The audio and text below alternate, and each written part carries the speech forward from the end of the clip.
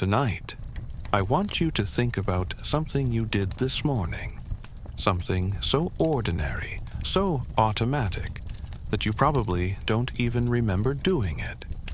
You reached over, maybe with your eyes still closed, and you silenced a machine.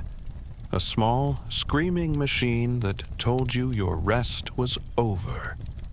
That the world needed you back. Now, here's what I want you to sit with for a moment. That machine, that alarm clock, that buzzing phone on your nightstand. It has only existed for a tiny sliver of human history. A blink, a heartbeat. For thousands and thousands of years, billions of human beings woke up every single morning, on time, without it. Farmers made it to their fields. Soldiers reported for duty. Monks began their prayers in the dead of night. Sailors caught the tide at 3 in the morning. And none of them, not a single one, had an alarm clock. So how did they do it? That's what we're going to explore tonight. And I promise you, the answer is far stranger, far more beautiful, and far more unsettling than you might expect. Because the story of how humans woke up before the alarm clock is really the story of how we lost something fundamental about ourselves. Something we might never get back. Before we begin, tell me, where are you listening from tonight? Drop your city, your country in the comments. And if this kind of story is the sort of thing that makes your evening a little more interesting, a little more thoughtful, go ahead and subscribe. We have a long road ahead of us, and I'd love to have you along for the whole journey. Now, let's start at the very beginning. The first alarm clock you ever owned wasn't on your nightstand. It was inside your skull, deep within your brain, nestled in a structure called the hypothalamus. There's a tiny cluster of cells, about 20,000 of them. Scientists call it the suprachiasmatic nucleus. You don't need to remember that name. What you need to remember is what it does. This little bundle of neurons is your master clock. It has been keeping time since the day you were born. It runs on a cycle of roughly 24 hours, and it governs nearly everything about your body. When you feel hungry, when your body temperature drops, when your eyelids grow heavy, and, crucially, when you naturally wake up. This internal rhythm is called your circadian rhythm, from the Latin words meaning around a day. And here's what's remarkable about it. It doesn't need an alarm. It doesn't need a phone. It doesn't even need sunlight, although sunlight helps calibrate it. Think about this. In 1729, a French scientist named Jean-Jacques d'Ortout de Méran conducted one of the earliest experiments in circadian biology. He took a mimosa plant, the kind whose leaves open during the day and fold shut at night, and he placed it in a completely dark room, no light at all. And the leaves continued to open and close on a 24-hour cycle, as if the plant could still sense the sun. It couldn't. It had its own internal clock, ticking away in complete darkness. We are no different. Experiments have been done where volunteers were placed in deep underground bunkers, completely cut off from the outside world. No windows, no clocks, no television, no radio, no sense of whether it was day or night above them. In one famous study, participants lived in this timeless environment for weeks, and yet their bodies continued to cycle through periods of wakefulness and sleep with a rhythm that was only slightly longer than 24 hours. On average, about 24 hours and 12 minutes. Their internal clocks just kept ticking, because that clock is wired into our very DNA. When the volunteers were finally returned to a normal environment with sunlight and schedules, The 24-hour cycle was restored almost immediately. The sun didn't create the rhythm, it merely calibrated it. The rhythm was already there, waiting.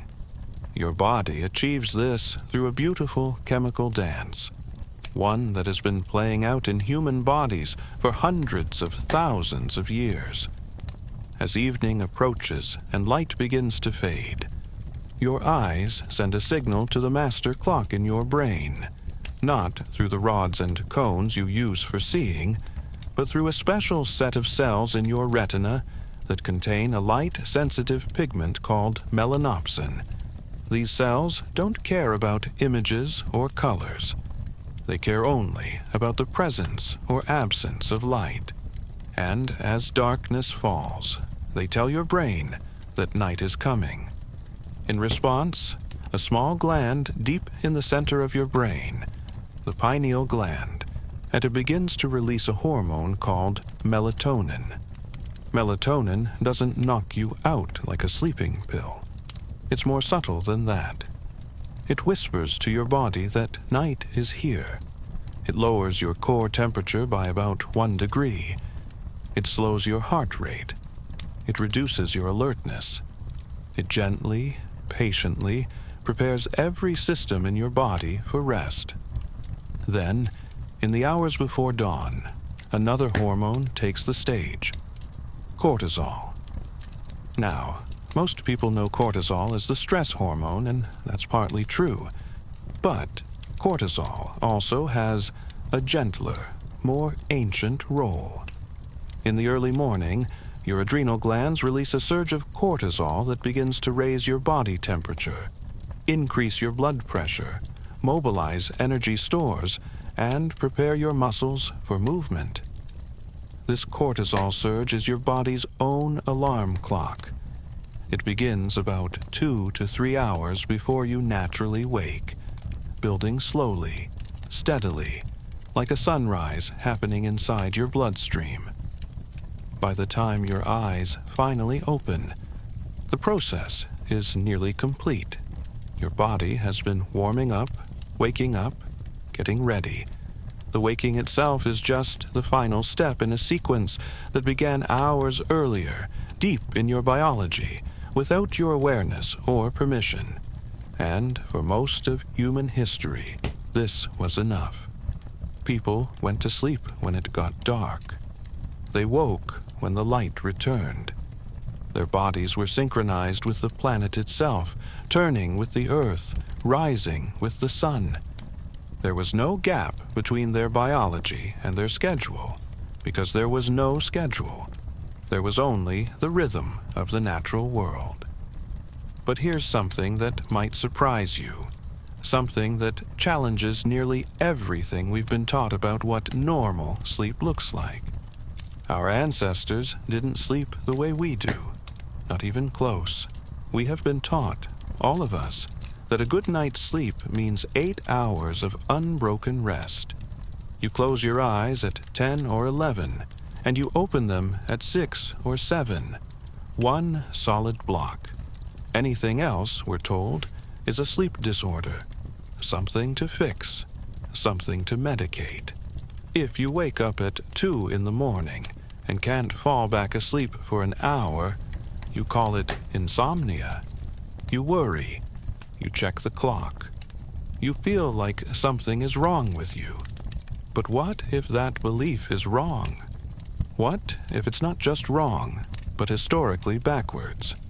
A historian named Roger Kirch, a professor at Virginia Tech, spent over 15 years digging through old documents. Court records, diaries, medical texts, novels, prayer books, letters, legal depositions, poetry, and travel accounts. Hundreds and hundreds of sources spanning centuries and continents. And he discovered something that no one in the modern world had noticed, even though it had been hiding in plain sight all along. Before the Industrial Revolution, people in the Western world did not sleep in one continuous block. They slept in 2 distinct phases. They called them first sleep and second sleep. here's how it worked. A family would retire to bed not long after sunset, sometime between 9 and 10 in the evening. They would sleep for about 3 to 3.5 hours. This was the first sleep. Then, sometime around midnight or shortly after, they would naturally wake up. Not with a jolt. Not with anxiety or frustration. They would simply open their eyes, and they would stay awake for an hour, sometimes 2. During this midnight interval, this quiet pocket of wakefulness in the middle of the night, people did all sorts of things. Some got up and did household chores by the dim light of a rushlight or oil lamp. Others tended to sick children. Some visited neighbors. Some raided the apple orchard, if we believe the court records. Many prayed, because there were specific prayers written for this exact hour, prayers designed to be said between the first and second sleep. Couples made love. A 16th century French physician named Laurent Joubert actually wrote that manual laborers were more fertile because of their intimacy during this wakeful period, claiming they experienced greater pleasure and performed better after their first sleep, when the body was rested, but the mind was calm. And then, after this quiet hour of wakefulness, they would drift back to sleep for their second sleep, which lasted until dawn.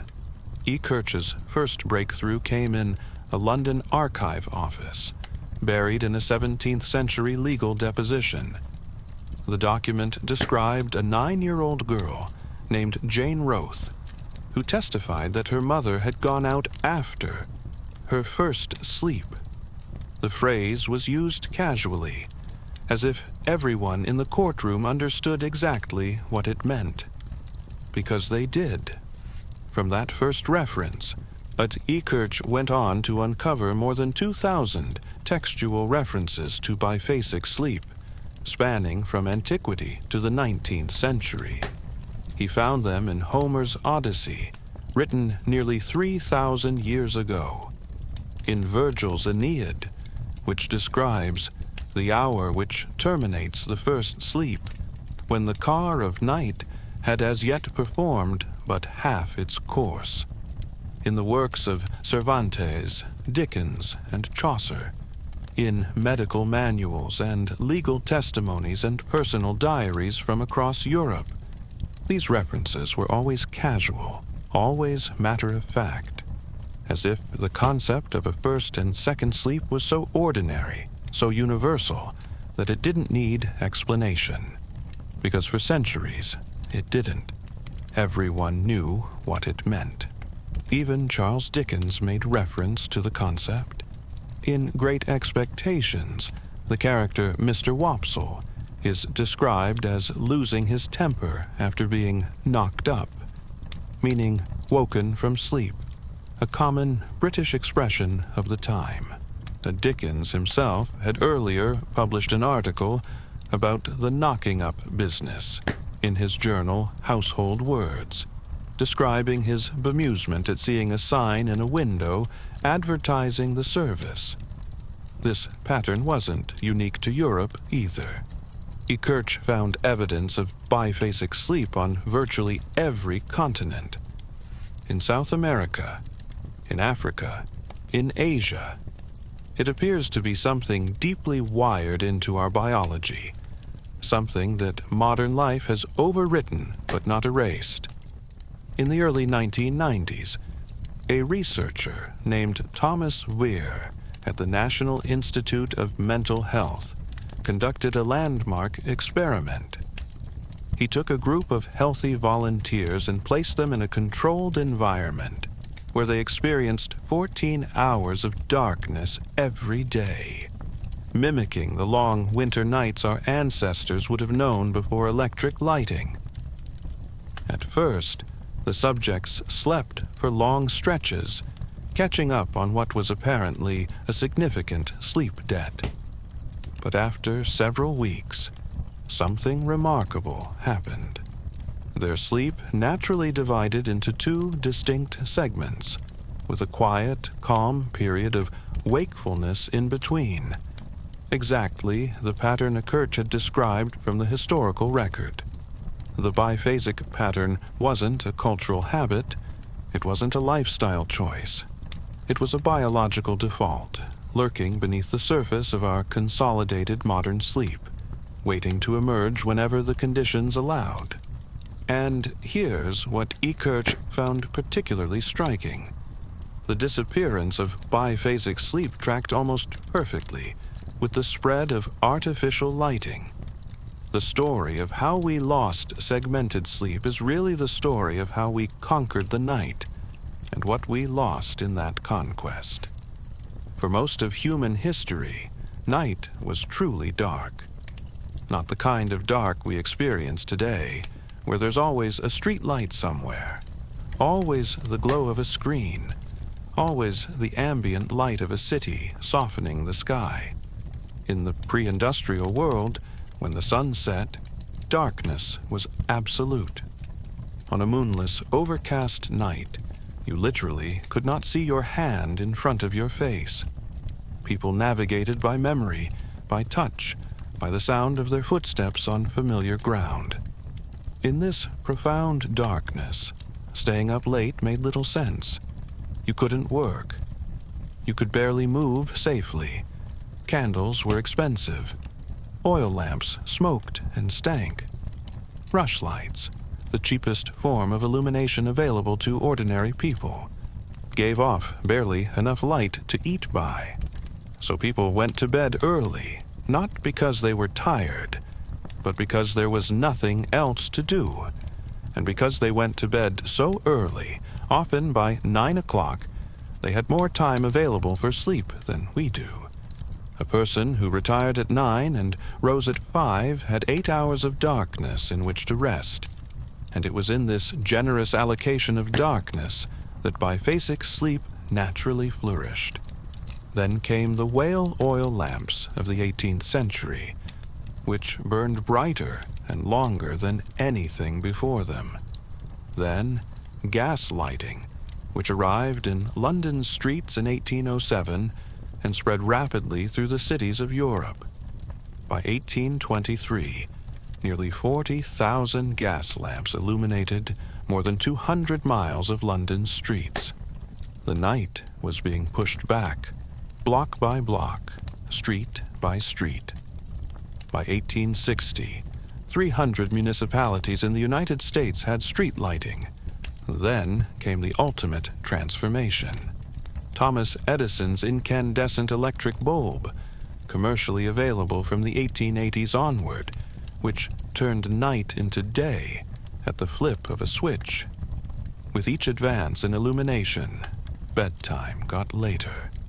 People stayed up reading, socializing, working, enjoying the new freedom that light provided. But they still had to wake at the same time for work. Something had to give. And what gave was the midnight interval. The quiet hour between first and second sleep was gradually squeezed out of existence as people compressed their rest into a shorter, consolidated block. In the 1820s, as gas streetlights began to illuminate the cities of Europe, the first sleep started to expand and the second sleep started to shrink. By the end of the 19th century, for most urban residents, the second sleep had been reduced to nothing more than a few extra minutes of drowsiness. The midnight interval of wakefulness simply vanished, replaced by the modern ideal of a single unbroken period of rest. And here's what makes this story truly poignant. We didn't just lose a sleep pattern. We lost an entire culture that had grown up around it. The midnight interval had been a time for prayer, for reflection, for intimacy, for quiet thought. It was a time when the mind, having been refreshed by several hours of deep sleep, was unusually calm and receptive. Some researchers have suggested that the vivid dreaming and creative insight often reported during this interval may have been significant for human culture, providing a regular built-in period for contemplation and imagination that our consolidated sleep no longer offers. Many modern sleep doctors now believe that middle-of-the-night insomnia, the most common form of insomnia reported today, may not be a disorder at all. It may be a remnant of this ancient pattern, a ghost of our biphasic past, trying to reassert itself in a world that no longer has room for it. As Ekirch himself has noted, awakening in the middle of the night was considered utterly natural before the late 19th century. It only became viewed as a medical problem when consolidated sleep became the expected norm. So our ancestors didn't need alarm clocks in the same way we think of them, because their relationship with sleep was fundamentally different. They weren't fighting their biology. They were living inside it. Their bodies told them when to sleep, when to wake in the middle of the night, and when to rise with the dawn. But that still leaves a question, doesn't it? What about the people who needed to wake at a specific hour? The ones who couldn't just follow the sun? The ones who had duties before dawn, or appointments to keep, or ships to catch on the tide? That's where the story gets truly ingenious. Let's travel back further, much further, to the banks of the Nile, to the temples of ancient Egypt, and to the philosophical academies of Greece. The Egyptians were among the first civilizations to obsess over time. They built obelisks that cast shadows to mark the hours. They divided the day into segments based on the position of the sun, and they studied the movements of the stars with a precision that still impresses modern astronomers. And sometime around the 16th century before Christ, they created something extraordinary: the water clock. They called it a clepsydra, which in Greek means water thief, a name that captures something poetic about the way water seemed to steal time as it dripped from one vessel to another. The concept was elegant in its simplicity. A vessel was filled with water, and a small hole at the bottom allowed the water to drain at a controlled, steady rate. As the water level dropped, it revealed markings on the inside of the vessel that indicated how much time had passed. It was one of the first devices in human history that could measure time independently of the sun. It worked at night. It worked on cloudy days. It worked underground. It worked anywhere there was water and gravity. But the basic water clock had a limitation. It could measure time, but it couldn't alert you when a specific amount of time had passed.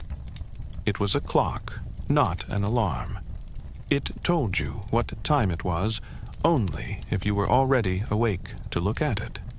That innovation, the leap from clock to alarm, came from a philosopher whose name you almost certainly know: Plato, the great thinker of Athens, the man who gave us the theory of forms, who founded the Academy, who asked the deepest questions about the nature of reality and justice and truth, had a remarkably mundane problem. His students kept oversleeping. They were missing his dawn lectures. And Plato, being Plato, decided to solve the problem with engineering. Sometime in the 4th century before Christ, Plato modified a water clock into what may have been the world's first true alarm clock. According to the writings of Aristotle and other ancient sources, Plato designed a system where water slowly filled a second container through a carefully calculated funnel. The rate of flow was precise, calibrated so that the second vessel would reach capacity at a predetermined time. When that moment came, the rising water triggered a mechanism. In one version, the water forced trapped air through a narrow tube, producing a loud whistling sound like a kettle screaming on a stove. The air, compressed by the rising water, had nowhere to go except through the narrow vent, and it escaped with a piercing shriek that was impossible to sleep through. In another version, the water displaced a system of tubes and levers that caused pebbles to drop onto a gong, producing a sharp, metallic clatter that echoed through the stone halls of the academy. Imagine that for a moment. 2,400 years ago, the students of Plato's academy, some of the greatest minds of the ancient world, including quite possibly a young Aristotle, were jolted from sleep not by a phone vibrating on a nightstand, but by the shriek of pressurized air escaping from a ceramic vessel. The technology was different. The frustration of being woken up was probably identical. A generation later, a brilliant Greek engineer named Ctesibius, working in the great city of Alexandria, took Plato's concept and refined it dramatically.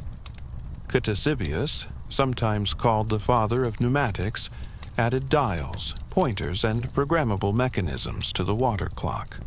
For the first time in recorded history, you could set a specific time for the alarm to sound. You could choose your waking hour.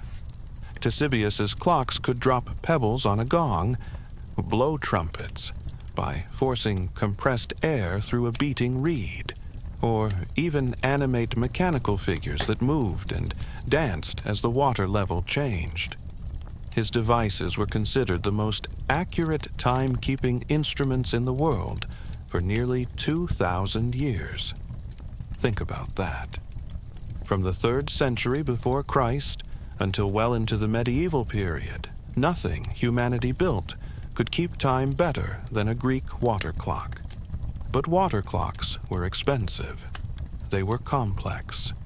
They required maintenance, calibration, and a certain level of technical knowledge to operate. They were the technology of scholars, engineers, temples, and palaces. For the ordinary person, for the farmer, the fisherman, the traveling merchant, other methods were needed. And so humanity turned to something far more primal, something every human civilization had access to: fire. There is something almost poetic about the idea of measuring time by watching something burn. A candle, a stick of incense, a coil of fragrant powder slowly consumed by an ember's creeping glow. Fire consumes at a steady, predictable rate, and our ancestors, in their quiet brilliance, recognized this universal truth and turned it into a tool for mastering time. In China, as far back as the 6th century, the burning of incense became intertwined with the measurement of time in ways that were both practical and deeply beautiful. A poet of that era named Yu Jianwu wrote, "By burning incense, we know the o'clock of the night. With graduated candle, we confirm the tally of the watches." Time and fragrance were inseparable. The most common form of incense clock was called an incense seal.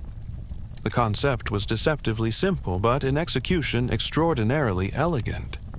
You would take a flat tray and smooth a layer of fine white ash across it until it was perfectly level, and then use a carved stencil, often made of bronze or stone, to press a maze-like pattern into the ash. This pattern created a continuous winding path, sometimes spiraling inward, sometimes following elaborate labyrinthine designs. You would fill that path with finely powdered incense and light one end.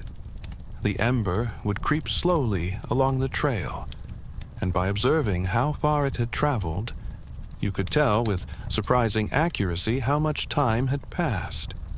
These weren't crude devices. They were works of art and precision. Some were housed in elegant, multi-layered boxes made of bronze or silver, crafted by skilled metalworkers. The boxes had perforated lids with decorative lattice patterns that served a dual purpose.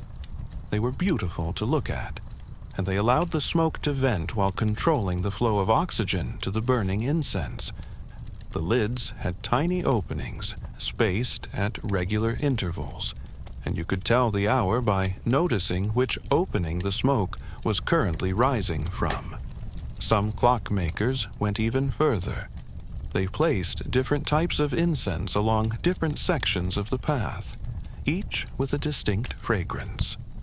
Sandalwood for the early hours, aloes wood for midnight, camphor for the approach of dawn, so you could literally smell what time it was. Close your eyes in a darkened room. Breathe in the warm scent of sandalwood, and know that the middle watch of the night was passing. Catch the first notes of camphor, and know that dawn was drawing near. The variety of incense clocks was remarkable. Some burned for 12 hours. Others were designed to last an entire month. The length of the incense trail was the key variable, and stencils came in different sizes to accommodate different needs. During winter, when the nights were long, longer stencils were used. In summer, the shorter ones sufficed. The historian Silvio Bedini, who spent decades studying these devices, concluded that incense clocks were used as commonly and as widely in East Asia as sundials were in Europe. But the truly ingenious innovation, the one that brings us back to our central question, was the incense alarm clock. Chinese craftsmen created dragon-shaped holders where an incense stick would burn horizontally along the dragon's back. At specific intervals along the stick, they hung small metal balls on thin silk threads.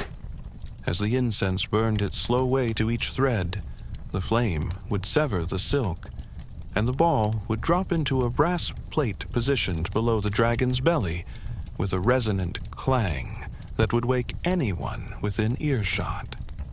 The brilliant simplicity of this device is hard to overstate.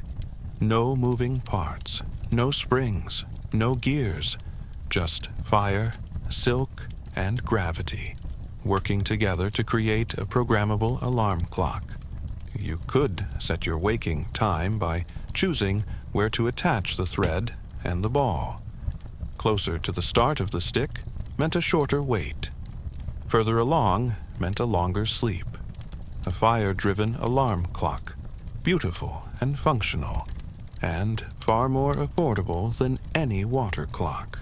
A Jesuit missionary named Father Gabriel de Magalhaen, who lived in China in the 1660s, described these devices with fascination in his writings.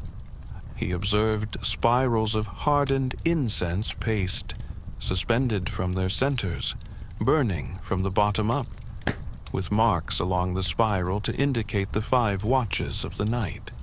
He noted that those who wished to wake at a specific hour would hang a small weight at the corresponding mark, and when the fire reached that point, the weight would fall into a brass basin with enough noise to wake the sleeper. He called it a replacement for European alarm clocks, noting it was simpler and far less expensive. In Beijing's Great Drum Tower, incense clocks burned through the night, one after another, measuring out the watches until the enormous drum would thunder at dawn, announcing to the entire city that the night was over. In homes across China, families use these devices not just as clocks, but as kitchen timers, prayer reminders, and morning alarms. Coal miners carried incense sticks underground to track the length of their shifts, using the glow of the ember in the darkness to know when their time was up.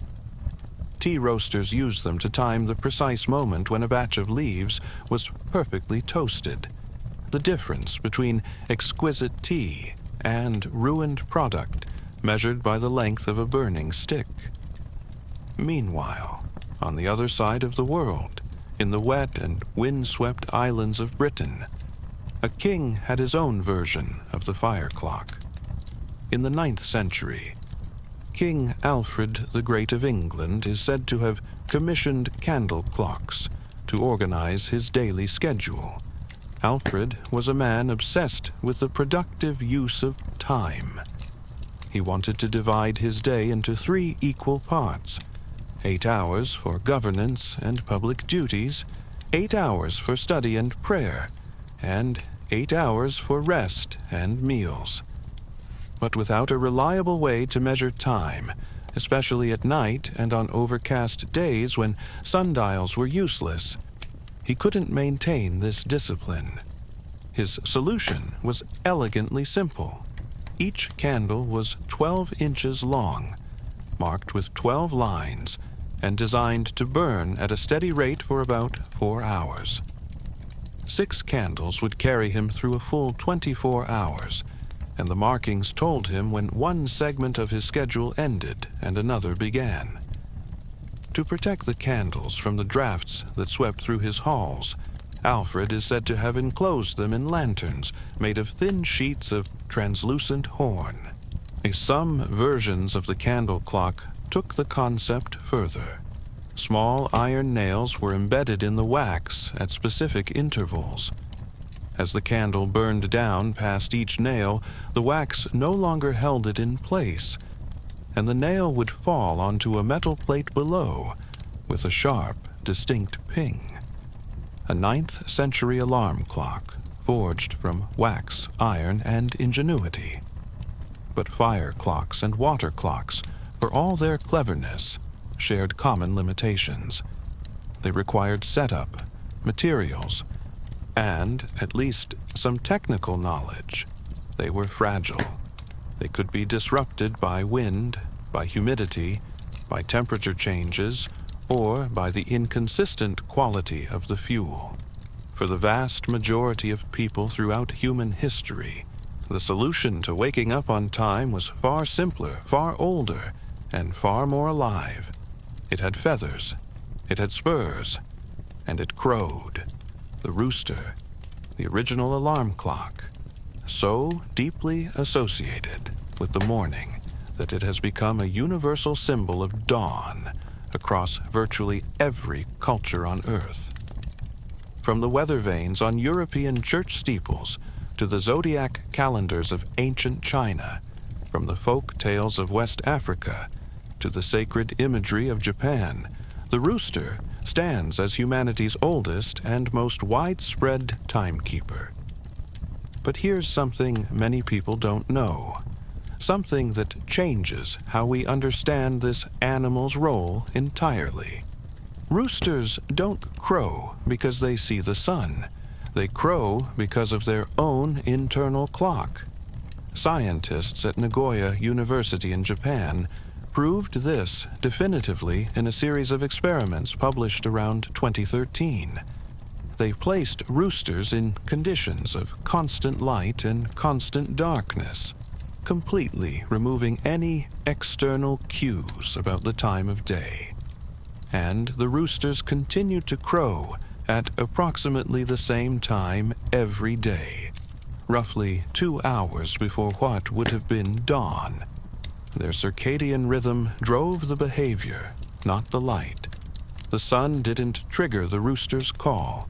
The rooster anticipated the sun.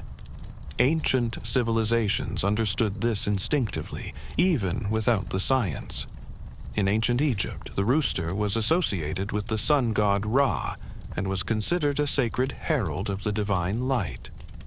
The crowing of the rooster wasn't just a convenient wake-up sound. It was a spiritual event, a moment when the boundary between night and day was crossed, when darkness yielded to light, when the gods restored order to the world. In ancient Greece, the rooster was associated with the god Hermes, the messenger, perhaps because the bird's call carried a message from the night to the day. In Roman society, roosters were kept not just on farms, but in urban households, specifically for their value as timekeepers. In the New Testament, the crowing of the rooster plays a pivotal narrative role in the story of Peter's denial of Christ, marking the passage of the night hours with theological precision. In medieval Europe, the rooster atop the church steeple became a powerful dual symbol: the vigilance of the church and the call to morning prayer. It reminded the faithful that just as the rooster was always watchful, always ready to announce the dawn, so too should the Christian soul be vigilant against the darkness of sin. For farming communities across the world, the rooster was more than a symbol. It was a partner.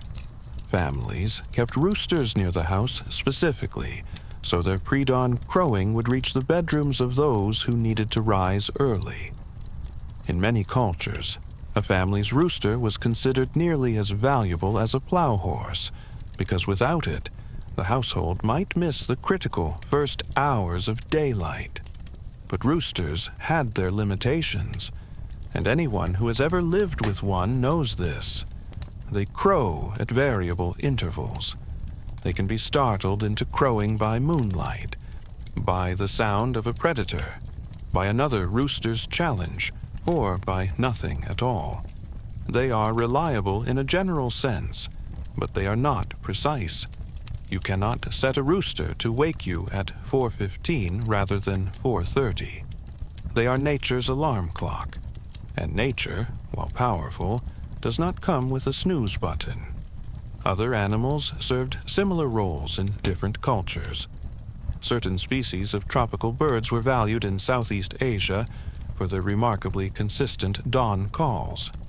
In some indigenous communities of the Americas, dogs served as inadvertent alarm clocks, their restlessness and barking at the first hints of dawn, signaling that the household should stir. Geese, famously loud and territorial, were sometimes used in similar fashion. The ancient Romans even credited geese with saving their city from a Gallic invasion, the birds raising such a racket at the approach of enemy soldiers in the night that the garrison was alerted in time to mount a defense. In rural Japan, certain breeds of long-tailed rooster were bred specifically for the beauty and duration of their crowing, which could last for 20 seconds or more. These Onaga Dori and Tomaru roosters were prized not just for their alarm function, but as living works of art, their calls considered a form of natural music. Competitions were held to judge the quality, length, and tone of the crow. Imagine a society where the sound that woke you in the morning was not something to be silenced as quickly as possible, but something to be savored and celebrated. There's a deeper lesson here, one worth pausing on. For our ancestors, the sounds of morning were not intrusions. They were invitations. The rooster's crow, the lowing of cattle, the distant bark of a dog, the first bird song breaking through the silence of the night. These sounds were woven into the texture of waking, and waking itself was woven into the texture of the natural world. You didn't fight morning. You joined it. You became part of the chorus. We've lost that. We wake to electronic tones and synthetic buzzers, sounds designed specifically to be unpleasant enough to force us from sleep. Sounds with no beauty, no meaning, no connection to anything alive. The alarm clock is efficient, but efficiency and beauty rarely walk hand in hand. But as civilization grew more complex, as cities expanded and trade routes lengthened, and the demands of organized society multiplied, animals and biology were no longer enough. A rooster could wake a farmhouse, but it couldn't wake a city. Nature could set a general rhythm, but it couldn't provide the precision that commerce, religion, and eventually industry would demand. Humanity needed something more organized, more communal, more powerful. Something that could reach not just one household, but an entire village, an entire town, an entire region. And so the bell was born. And with it, a new kind of power. If you had lived in medieval Europe, your entire life would have been organized by the sound of bells. Bells told you when to wake, when to pray, when to eat, when to work, when to stop working, when to go to market, when to come home, when to sleep. The bell was the heartbeat of the community, and its rhythm shaped every aspect of daily existence. And the masters of those bells were the monks, the Benedictine monastic tradition, which dominated European religious life from the 6th century onward, divided every single day into 8 segments called the canonical hours.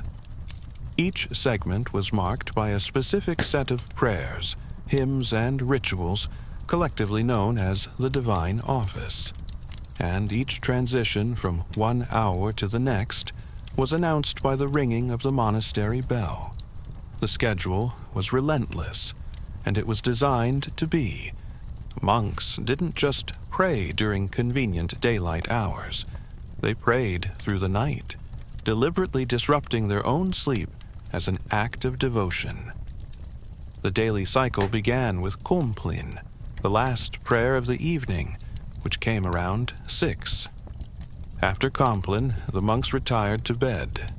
But their rest was brief, because sometime between midnight and 3 in the morning, depending on the season and the particular monastery, the bell would ring again for matins, also called the night office, or vigils. This was the longest and most demanding prayer service of the day, lasting sometimes 2 hours, and it had to be performed in absolute darkness. After matins came lauds, timed to end precisely as the first light of dawn appeared on the horizon, then prime shortly after sunrise, then terce around 9 in the morning, then sext at noon, then none in the mid-afternoon, then vespers at sunset, and finally Compline again, completing the great circle, every day, every week, every year, without exception. Now, here's the question that has puzzled historians and fascinated visitors to monasteries for centuries. If the entire community depended on the bell to know when to pray, who rang the bell? And, more importantly, how did that person know when to ring it? The answer was the sacristan, or sometimes the circator, depending on the order. This was the monk responsible for the sacred objects of the church, the candles, the vestments, the altar furnishings, and most critically, the bell. The sacristan bore the weight of the entire community's schedule on his shoulders. If he overslept, everyone overslept. If he rang the bell too early or too late, the entire rhythm of the day was thrown off. In some monasteries, the sacristan used a candle clock or a water clock to time the hours of the night. In others, he would observe the position of the stars through a window, reading the night sky like a clock face, a skill that was considered essential for anyone holding this responsibility. In still others, the sacristan simply trained himself to sleep so lightly that his internal sense of time was sufficient. Some sacristans reportedly slept only in brief naps throughout the day, staying awake through the entire night to ensure they never missed their duty. The deliberate disruption of sleep was not an unfortunate side effect of monastic life. It was a feature. Many monastic orders believed that physical discomfort brought the soul closer to God.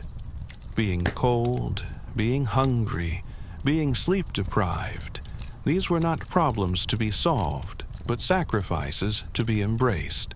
The monk who rose cheerfully at 2 in the morning to chant psalms in a freezing chapel was demonstrating that his devotion transcended the weakness of the flesh. But the impact of the monastery bell extended far beyond the monastery walls. In the medieval world, where there was no engine noise, no electrical hum, no music streaming from speakers, The sound of a bell could travel extraordinary distances. In the stillness of a medieval night, a large church bell might be heard from 3, 4, even 5 miles away. And almost everyone in medieval Europe lived within earshot of at least one church. Gradually, naturally, the monastery bell became the community alarm clock. Farmers rose when the bell rang for lauds. Bakers started their ovens when they heard the bell for prime. Market sellers opened their stalls at terce. Workers ended their labor at vespers. The rhythm of Christian prayer became the rhythm of daily life for an entire civilization. The church bells served as more than mere timekeepers. They served as community communicators. Different patterns of ringing conveyed different messages. A steady, repeated toll might announce a death. A rapid, joyful peal marked a wedding or a festival. A specific sequence warned of fire or attack. The bell was the medieval internet, broadcasting information to everyone within range. This arrangement gave the church extraordinary power. To control the bell was to control time itself, and to control time was to control the rhythms of work, of rest, of commerce, and of daily life. The church didn't just govern spiritual matters. It governed the fundamental structure of human existence. This was not always recognized as power at the time, because it was so deeply woven into the fabric of society that it seemed as natural as the sunrise. But it was power nonetheless. And when that power was eventually challenged, the challenge came not from philosophers or revolutionaries, but from factory owners. Because a revolution was coming. A revolution that would shatter the ancient relationship between humans and time. A revolution that would make the bell, the rooster, the water clock, and the body's own rhythm all seem hopelessly inadequate. Before the Industrial Revolution, time was flexible. It bent with the seasons, expanded and contracted with the length of the day. An hour in summer was not the same as an hour in winter, because the standard method of dividing time was to split the period of daylight into 12 equal parts. When the days were long, the hours were long. When the days were short, the hours shrank to match. Time breathed. It was alive. People didn't carry watches. They didn't rush. They didn't think of time as something they possessed, something they could waste or save or owe to someone. Time belonged to the day. It belonged to God. It belonged to the cycle of planting and harvest, of tides and seasons, of birth and death. It was natural, communal, and forgiving. The Industrial Revolution shattered all of that, completely, irreversibly, beginning in the mid-1700s in England, and spreading across Europe and America over the next century. The rise of factories and mechanized production transformed not just the economy, but the very nature of human existence. For the first time in history, large numbers of people were required to arrive at a specific location, at a specific hour, every single day, to perform repetitive tasks for a set number of hours, under supervision, and then leave. Time was no longer natural. It was industrial. It was imposed. And it was measured not by the sun, but by the clock. The factory bell, or whistle, replaced the church bell as the dominant sound of the day. And where the church bell had called people to prayer with a certain gentleness, the factory whistle demanded obedience with the blunt authority of a drill sergeant. Being late was no longer a minor inconvenience. It was an offense, sometimes a serious one. Workers who arrived even a few minutes after the whistle blew could be locked out of the factory entirely, losing a full day's wages. Others faced heavy fines that could consume a significant portion of their already meager earnings. In some textile mills, the fines for lateness were graduated: a small deduction for 5 minutes, a larger one for 10, and a full day's wages forfeited for 15. These penalties were devastating for families who lived on the razor's edge of poverty. Some employers were even accused of deliberately manipulating the factory clocks, setting them forward to ensure that workers arrived late, even when they were on time, thereby generating a steady stream of fine revenue. Workers had no watches of their own to challenge these abuses. The factory clock was the only clock that mattered, and the factory owner controlled it. For people who had recently migrated from the countryside, where the rhythm of the day had been set by the sun and the seasons for generations, this new regime was alien, oppressive, and deeply disorienting. They had grown up in a world where time was flexible and forgiving. Now they lived in a world where time was rigid, punitive, and controlled by someone else. Consider what this meant in human terms. A farm laborer in rural Yorkshire might have spent his entire life waking with the dawn, working according to the light, resting when the work was done.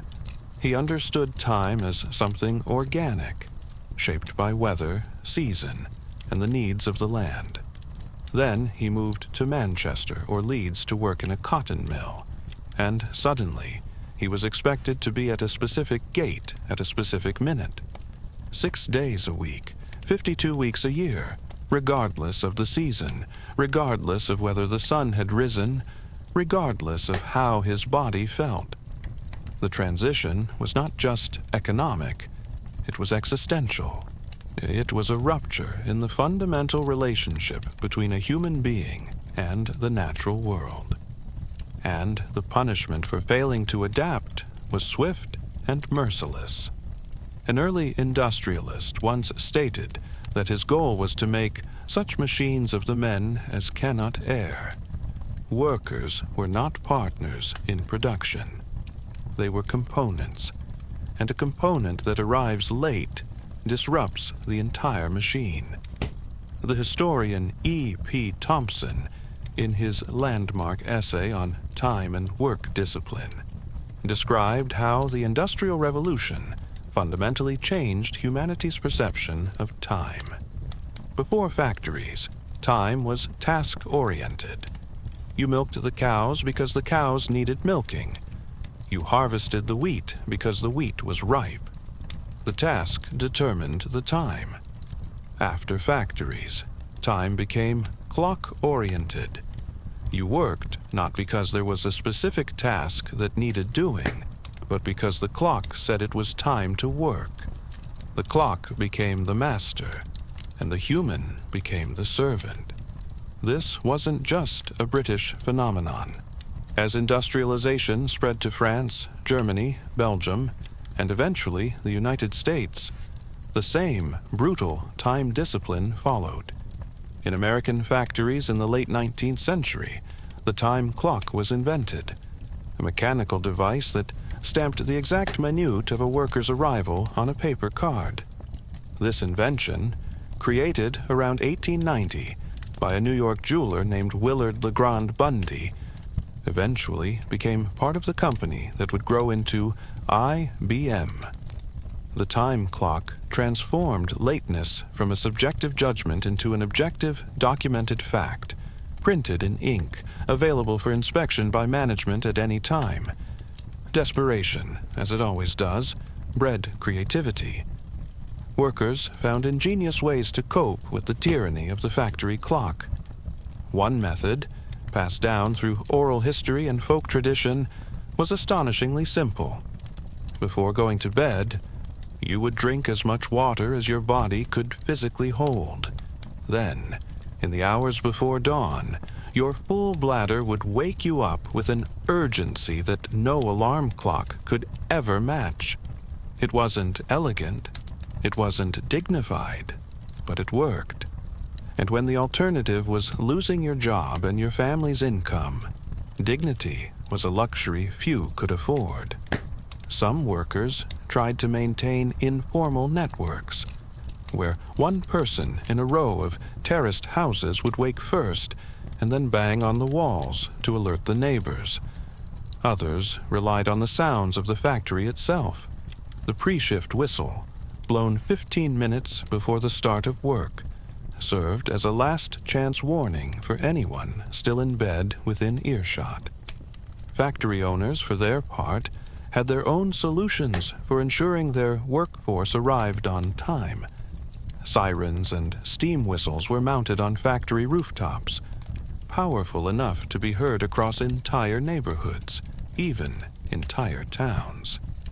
In mining communities, the colliery would employ its own bell ringer to signal the start of each shift, the sound echoing down the narrow streets of terraced houses where the miners lived. In the coal town of Ferryhill in County Durham, the mining company went further. They installed slate boards on the outer walls of miners' houses. The miners would write their shift times on these boards in chalk, and a designated caller employed by the colliery would make rounds before each shift, checking the boards and waking the appropriate miners. These knocky-up boards, or wake-up slates, were a uniquely industrial innovation, turning the exterior of a man's home into a schedule visible to whoever needed to see it. But perhaps the most remarkable solution to the problem of waking up on time was not a technology at all. It was a profession so strange, so uniquely human, so perfectly adapted to the specific conditions of industrial Britain, that when you hear about it for the first time, you almost can't believe it was real. They were called knocker-uppers, and their job was exactly what it sounds like. They woke people up. In the industrial towns of England, Scotland, and Ireland, from the mid-1800s all the way into the 1960s, and in some smaller communities even into the 1970s, but knocker-uppers roamed the dark streets in the hours before dawn, moving methodically from house to house, waking their paying clients one by one. The profession was born out of pure necessity.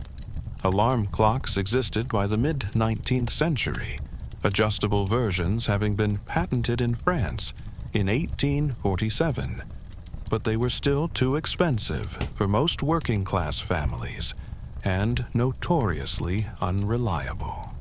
Workers couldn't afford to gamble their livelihood on a clockwork mechanism that might fail. What they needed was certainty, human certainty.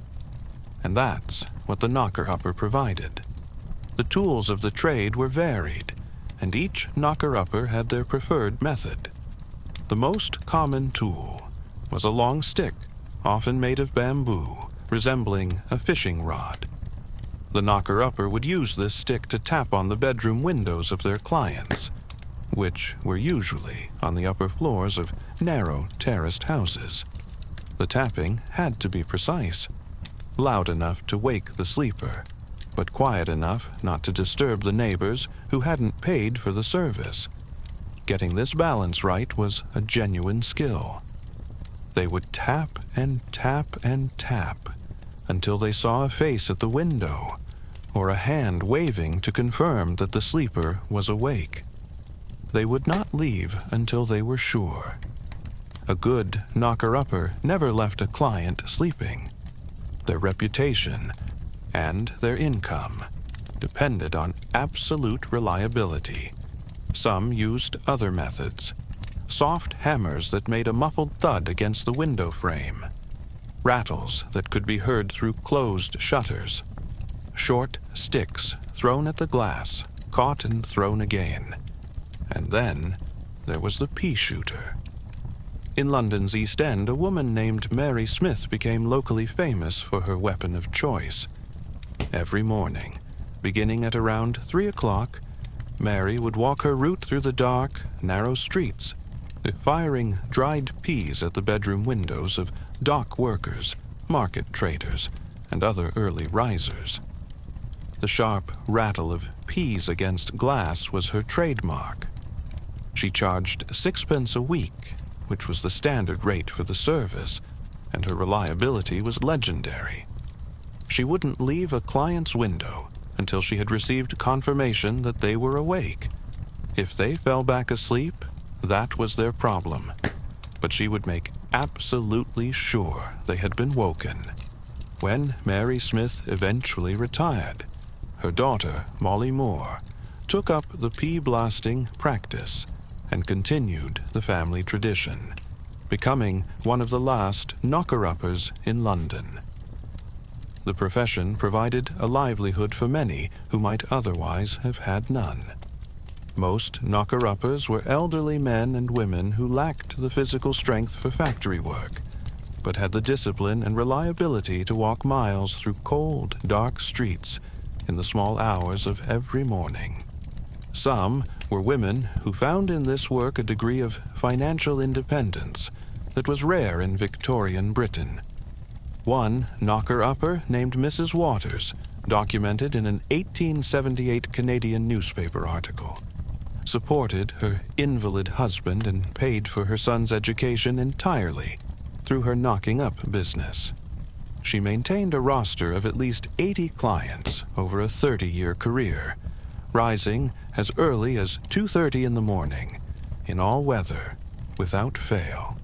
Mary Filleroft of Manchester reportedly made such good money from her knocker-up business that she was able to transition into money lending, extending credit to the very factory workers she had been waking. In some towns, even the local police constables moonlighted as knocker-uppers, supplementing their modest police wages by rapping on windows during their early morning patrols. Not everyone viewed the profession with respect, however. Some members of the upper classes looked down on knocker-uppers as part of what one social reformer called the residuum, the lowest stratum of urban society. But for the working communities they served, knocker-uppers were indispensable. They were the human infrastructure that kept the industrial machine running. There's a wonderful tongue twister from that era that captures the paradox at the heart of the profession. We had a knocker-up, and our knocker-up had a knocker-up. And our knocker-up's knocker-up didn't knock our knocker-up up. So our knocker-up didn't knock us up, 'cause he's not up. Who wakes the one who wakes the others? The answer, in many cases, was that knocker-uppers simply didn't sleep at night. They stayed awake through the darkness, often sleeping during the day, timing their lives around the schedules of their clients. Others used their own alarm clocks, creating a beautifully ironic situation. A human alarm clock, relying on a mechanical alarm clock to ensure they could continue being a human alarm clock. One of the last known knocker-uppers was an 84-year-old man featured in the Buckingham Post. When asked what he planned to do in his retirement, his answer was perfect. Lie in bed every morning until 6. The profession died slowly. As alarm clocks became cheaper and more reliable in the early 20th century, and as electric buzzers became common in industrial communities, the demand for knocker-uppers dwindled. But they held on for surprisingly long. The BBC has archival footage of knocker-uppers still working in the town of Burnley, Lancashire, in the 1940s. In some isolated communities, the profession survived into the early 70s, a living relic of the industrial age gradually fading into memory. But by then, the device that killed the knocker-upper had already been perfected. And its story begins with one very stubborn man, one very early morning, and a refusal to oversleep. The man who started it all was a clockmaker from New Hampshire named Levi Hutchins. And what's remarkable about his invention is how deeply personal it was. Hutchins was born in 1761 and grew up during the American Revolution.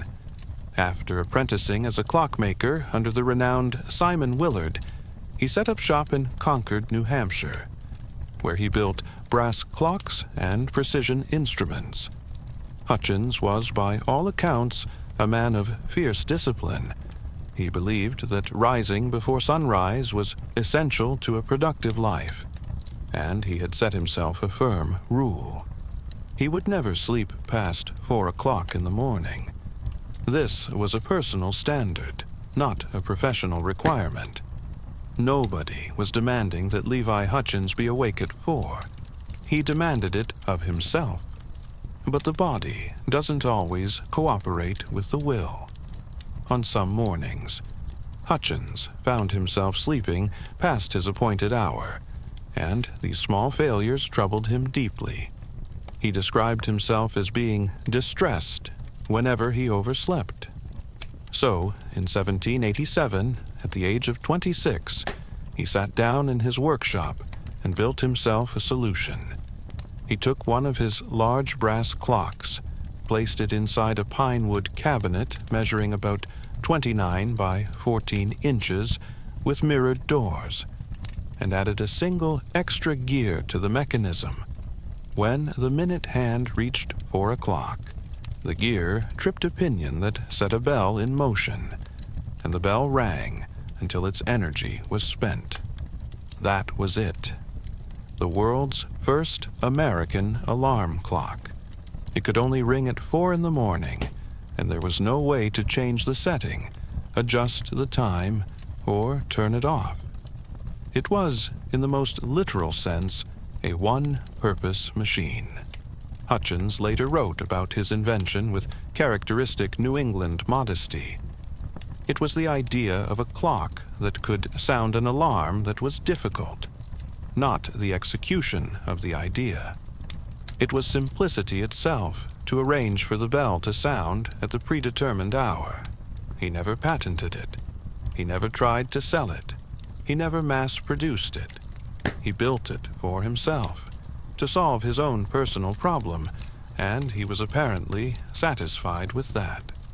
In a world driven by intellectual property and venture capital, there's something almost quaint about Hutchins's attitude. He had invented a device that would eventually transform daily life for billions of people, and he treated it as nothing more than a personal convenience. 60 years passed before someone thought to improve on Hutchins's work. In 1847, a French inventor named Antoine Redier patented the first adjustable mechanical alarm clock. For the first time in history, an ordinary person could choose what time they wanted to be woken up, simply by turning a dial. The alarm clock, as we understand it today, was born. But it took decades more for the technology to reach the masses. Early alarm clocks were still relatively expensive, and many people found them less reliable than their knocker-uppers.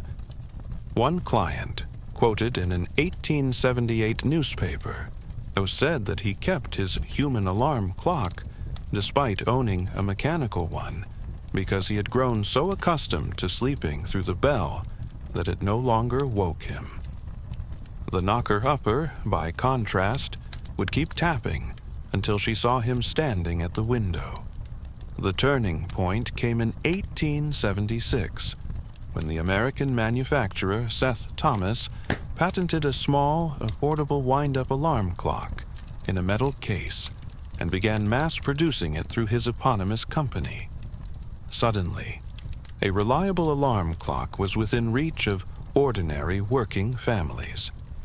By the late 19th century, alarm clocks were standard household items across the industrialized world, and the ancient question of how to wake up on time had, it seemed, been permanently answered.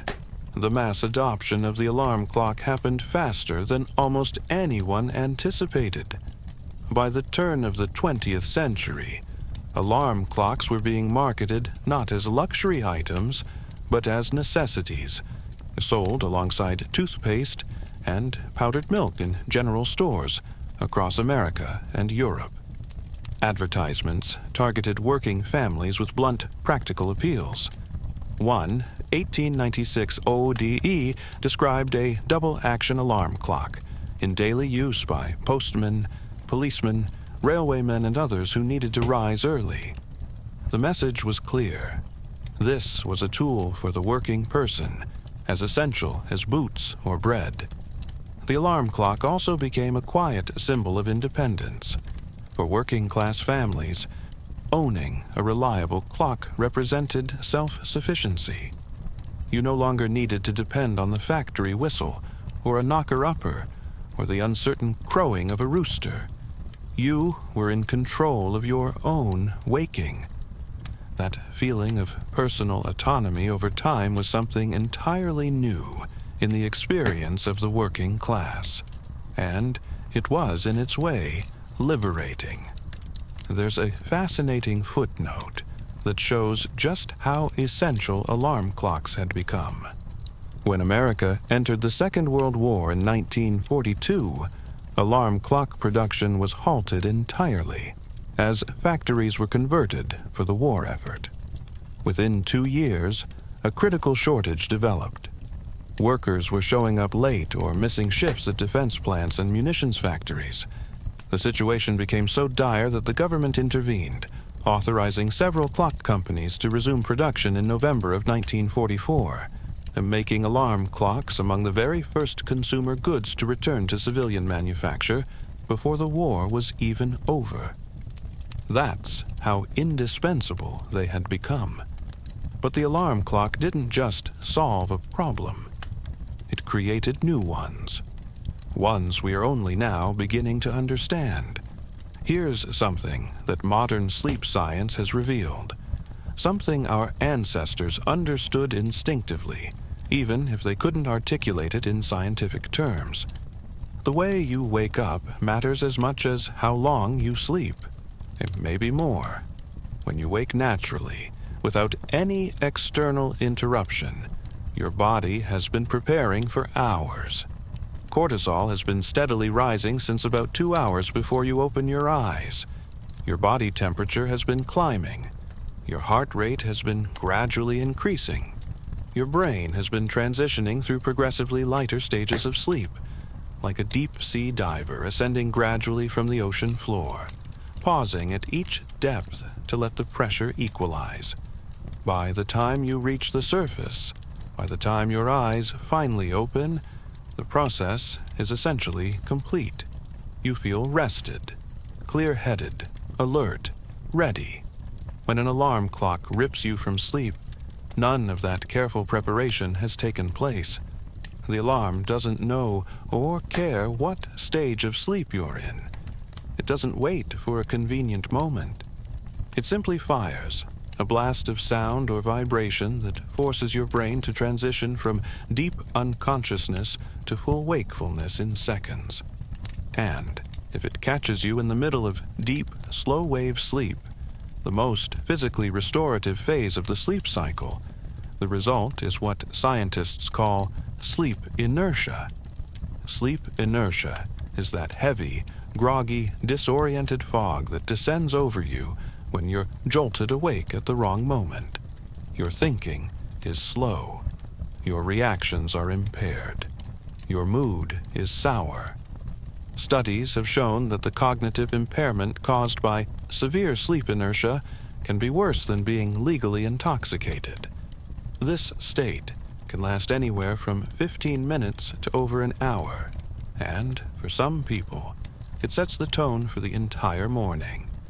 Research has linked habitual alarm clock waking to chronically elevated stress hormones, impaired memory consolidation, reduced immune function, and even increased cardiovascular risk. One large European study found that people who regularly wake to an alarm have higher rates of heart disease than those who wake naturally, and even after controlling for total sleep duration. The alarm clock, in a very real biological sense, begins your day with a small act of violence against your own physiology. It interrupts a process that was designed over millions of years of evolution to unfold gradually and gently, and it does so every single day, year after year, for most of your adult life. Our ancestors didn't suffer from this particular problem. For most of human history, waking was a natural event. The body woke when the body was ready. The sun provided a gradual, warming stimulus that worked with the circadian system rather than against it. The rooster's crow gave a warning, not a demand. Even the knocker-upper's patient tapping at the window was a softer intrusion than the shrill electronic scream that launches most modern mornings. There is a growing movement among chronobiologists, the scientists who study the relationship between time and biology, who argue that the alarm clock may be one of the most underappreciated public health hazards of modern life. Some researchers have even coined the term social jet lag to describe the chronic misalignment between our biological clocks and our social schedules, a misalignment that the alarm clock both enables and enforces. It's a strange irony when you think about it. We invented the alarm clock to give ourselves more control over our lives. And in doing so, we may have surrendered control over something far more fundamental, the quality of our rest, the harmony of our biology, and the simple pleasure of waking gently into a new day. And yet, the alarm clock has continued to evolve, becoming ever more intrusive, ever more inescapable. From the mechanical bell of Seth Thomas, we moved to the electric buzzer of the mid-20th century, a harsher, more piercing sound that could cut through even the deepest sleep. Then came the clock radio, which let you wake to music or the morning news, a gentler option for those who could afford it. Then, digital alarm clocks, with their glowing red numbers that stared at you through the darkness, a constant reminder of exactly how many minutes of sleep you had left, which research has shown actually makes insomnia worse. Watching the minutes tick away in the dark is one of the most anxiety-producing experiences a human being can have. And now, in the 21st century, the alarm clock has been absorbed into the smartphone. More than half of all adults in the developed world now use their phone as their primary alarm. This means that the very last thing they see before sleeping and the very first thing they see upon waking is a screen, a device designed to capture attention, to deliver notifications, to pull you into the digital world. Before your feet even touch the floor, before you've taken your first breath of the new day, the phone is in your hand, and the day's anxieties have already begun. Some innovators have tried to push back against this trend. There are now alarm clocks that simulate sunrise, gradually filling the room with warm light over a period of 30 minutes to mimic the natural dawn. There are apps that monitor your sleep cycles through your mattress or wristband and wake you only during a light sleep phase, minimizing sleep inertia. There are alarm clocks that require you to solve a math problem, scan a barcode in another room, or even do push-ups before they'll stop ringing, turning the alarm into a physical and mental challenge. These are clever solutions, but they're all still solutions to a problem that didn't exist for most of human history. The problem of waking up was created by the same forces that created the solution. The factory created the need, and the alarm clock met it. And now, we're trying to make the alarm clock less harmful, without questioning whether the underlying system that demands it might itself be the problem. There are people today, a small but growing number, who have chosen to live without alarm clocks entirely. They restructure their lives around their natural sleep patterns, going to bed early enough that their bodies wake naturally before their obligations begin. They report feeling more rested, more alert, more emotionally balanced. They describe their mornings as peaceful rather than stressful. But they also acknowledge that this lifestyle requires a level of flexibility and privilege that most people simply don't have. The factory whistle may no longer blow, but its descendant, the morning commute, the school bell, the meeting at 9, still governs billions of lives.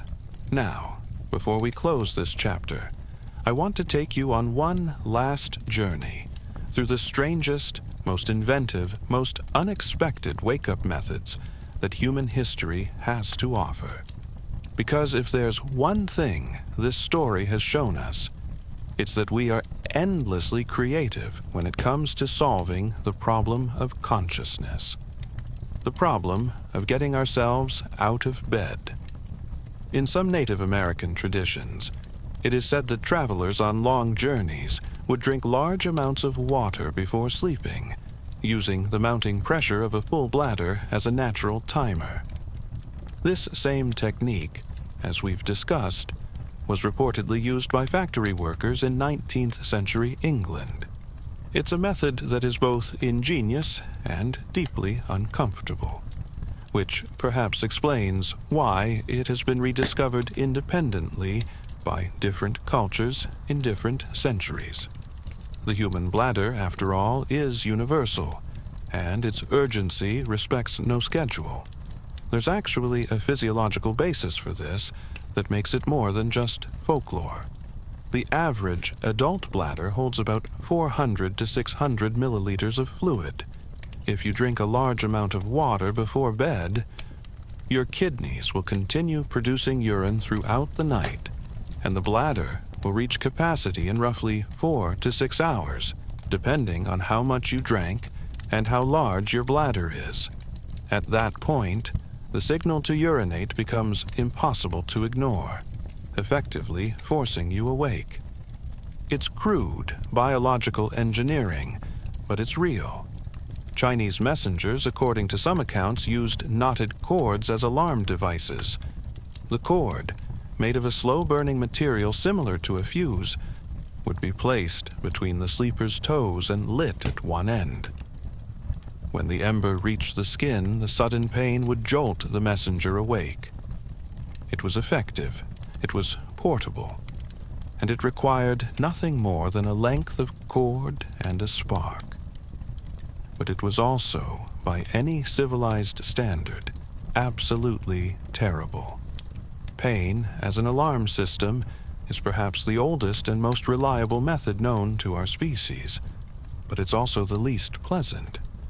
Still, when you're a messenger carrying imperial documents across a vast empire, and sleeping too long might mean failing your emperor, and failing your emperor might mean losing your head, a little burn between the toes seems like a reasonable trade. In the monasteries of medieval Japan, certain Zen orders practiced forms of seated meditation that blur the line between sleep and wakefulness. Monks were trained to rest in a seated posture that would cause them to fall forward if they drifted too deeply into sleep, the jolt of nearly toppling over serving as a built-in alarm. In some temples, a senior monk called the jikijitsu walked to the meditation hall carrying a flat wooden stick called a keisaku. If a meditating monk's posture sagged or his head nodded, the jikijitsu would strike him sharply on the shoulder, not as punishment, but as a compassionate aid to maintain alertness.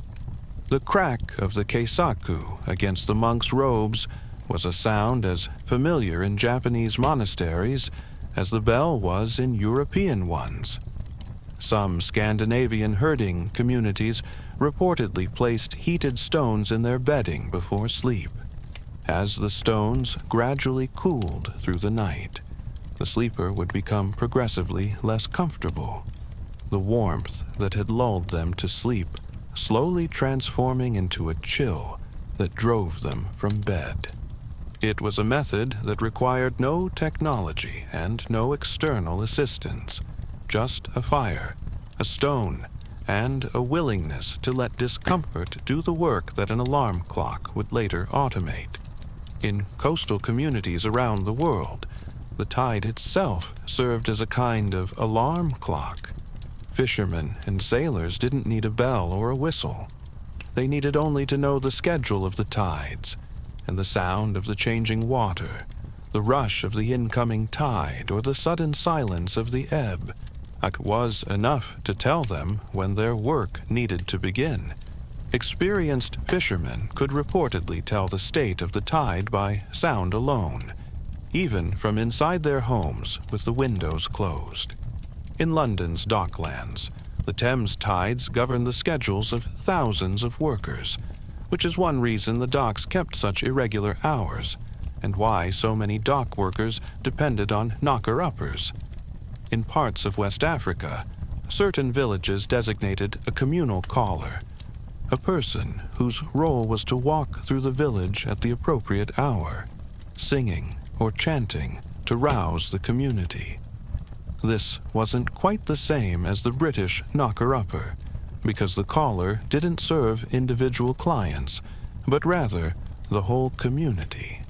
The sound of the communal voice, traveling through the quiet morning air, was a social event as much as an alarm, a daily affirmation that the community was alive, together, and ready to face another day. And then there are the stories that are harder to verify, but too wonderful to ignore. In the Ottoman Empire, there are scattered references in travelers' accounts to professional attendants who stayed awake through the night, specifically to rouse their employers at the designated hour. These figures exist on the boundary between history and legend, their reality difficult to confirm from the sources available. They may have been the Ottoman equivalent of the knocker-upper, or they may be the embellishments of European travelers who found the customs of the East exotic and worthy of dramatic retelling. What all of these methods share, from Plato's whistling water clock to Mary Smith's pea shooter, from the incense dragons of China to the candle clocks of King Alfred, from the monastery bell that rang through the darkness to the rooster that crowed before the dawn, is a fundamental truth about human beings. We have always found ways to master time. We have always refused to be its prisoner. We have always, in every century and in every culture, found some way, however crude or however elegant, to say, "I will wake when I choose, not when sleep releases me, but when I decide." That determination, that refusal to surrender, is perhaps the most human thing about this entire story. So here we are, at the end of a very long night, and I want to leave you with something to carry into tomorrow morning. Every single day, roughly 4 billion alarm clocks go off around the world, 4 billion sudden interruptions, 4 billion tiny shocks to 4 billion nervous systems. We have outsourced the most intimate function of our biology, the act of crossing from sleep to wakefulness, to a machine. And in doing so, we have severed a connection that once linked us to the natural world, to the rising sun, to the rhythms of our own ancient bodies. There is no going back. We live in a world of schedules, deadlines, time zones, and shift work. The knocker-upper isn't returning. The monastery bell no longer governs our days. Few of us will ever experience the quiet, gradual, natural waking that our ancestors knew, that slow emergence from dreams, as the first light of morning crept through the shutters and the world outside began to stir. But knowing this history, understanding what we've gained and what we've lost, might change the way you think about your mornings, might change the way you think about time itself. The next time your alarm goes off and you feel that familiar wave of resistance, that deep, almost primal reluctance to leave the warmth of your bed, remember that what you're feeling isn't laziness. It's not weakness.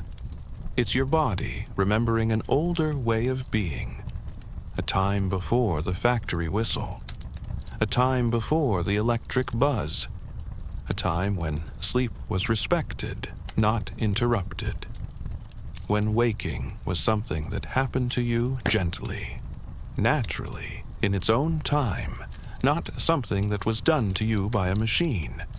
And the next time you hear a rooster crow, or a church bell ring, or even the soft patter of rain against your window in the early morning, listen carefully, because somewhere in that sound there is an echo of every human being who ever woke before you, every farmer who rose with the sun in ancient Mesopotamia, every monk who heard the bell in the cold stone darkness of a medieval abbey, every factory worker in Manchester who heard the knocker-upper's stick against the glass, every student in Athens who was jolted from sleep by the whistle of Plato's water clock, every Chinese scholar who opened his eyes to the scent of sandalwood drifting from an incense maze. They are all in there, all of them, waking up, stretching, rubbing their eyes, taking a breath, facing the day, just like you. Thank you for staying with me tonight. This has been a long journey, and I appreciate every moment of your attention. If this story changed the way you'll look at your alarm clock tomorrow morning, if it made you think about something you'd never thought about before, I think that's something worth sharing. Hit that subscribe button if you haven't already. Share this with someone who would enjoy it, and leave a comment telling me, if you could choose any method from history to wake you up, which one would you pick? The rooster? The pea shooter? The incense dragon? Plato's whistling kettle? I'd love to know. Until next time, sleep well, wake gently, and remember, the oldest alarm clock in the world is still ticking right there inside your skull. It always has been. Good night.